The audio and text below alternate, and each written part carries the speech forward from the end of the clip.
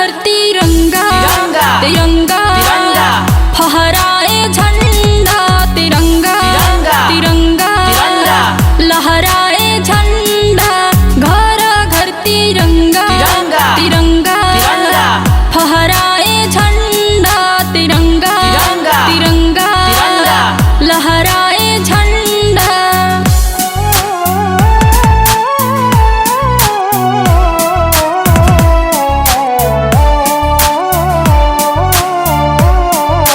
जनगण मन अधिनायक जय है भारत भाग्य विधाता। जनगण मन अधिनायक जय है भारत भाग्य विधाता। पंजाब सिंध गुजरात मराठा द्राविड़ उत्कल बंग। पंजाब सिंध गुजरात मराठा द्राविड़ उत्कल बंग। हर घर तिरंगा तिरंगा फहराए झंडा तिरंगा तिरंगा लहराए झंडा घर घर तिरंगा तिरंगा फहराए झंडा तिरंगा तिरंगा लहराए झंडा।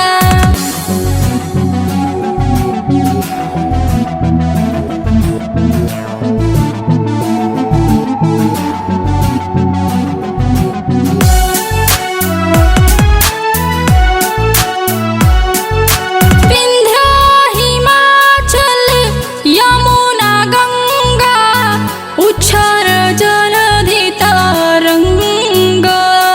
विंध्य हिमाचल यमुना गंगा उछल जलधि तरंगा।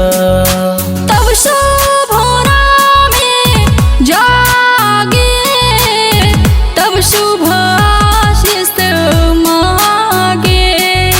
तब शुभ नामे जागे तब शुभ आशीष मांगे।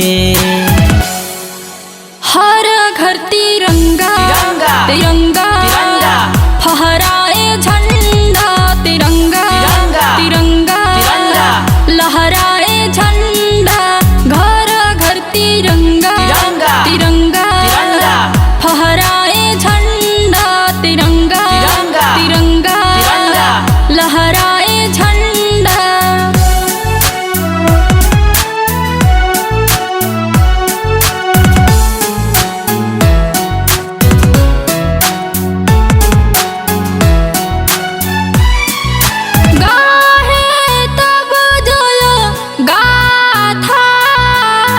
जनगण मंगल दायक जय है गाहे तब जय गाथा जनगण मंगल दायक जय है। भारत भाग्य विधाता जय है जय है जय है। भारत भाग्य विधाता जय है जय है जय